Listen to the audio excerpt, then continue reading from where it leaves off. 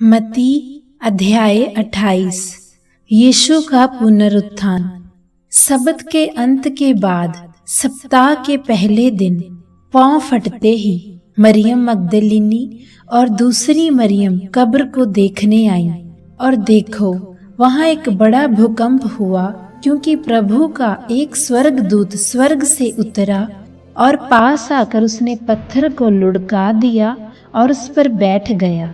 उसका रूप बिजली का सा और उसका वस्त्र पाले के समान उज्जवल था, और उसके भय से पहरुए कांप उठे और मृतक समान हो गए। स्वर्गदूत ने स्त्रियों से कहा, तुम मत डरो, क्योंकि मैं जानता हूँ कि तुम यीशु को जो क्रूस पर चढ़ाया गया था ढूंढती हो।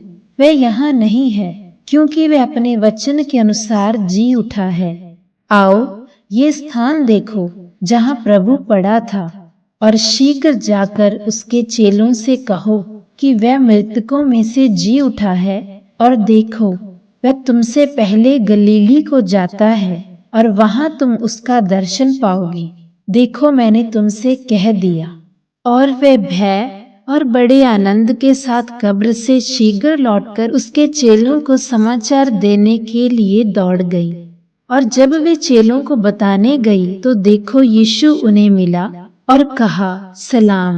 और उन्होंने पास जाकर और उसके पांव पकड़कर उसको दंडवत किया।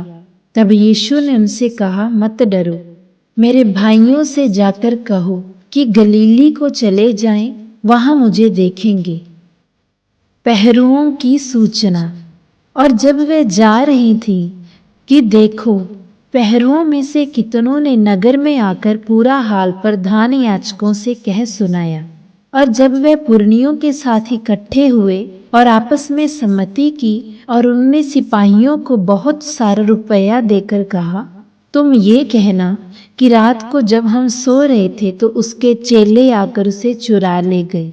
और यदि ये बात राज्यपाल के कानों तक पहुंचेगी तो हम उसे समझा लेंगे और तुम्हें जोखिम से बचा लेंगे। इसीलिए उन्होंने रुपए लेकर जैसा सिखाए गए थे वैसा ही किया, और ये बात आज तक यहूदियों में प्रचलित है। यीशु का दिखाई देना और अंतिम आज्ञा। तब 11 चेले गलील में उस पहाड़ पर गए जिसे यीशु ने उन्हें बताया था।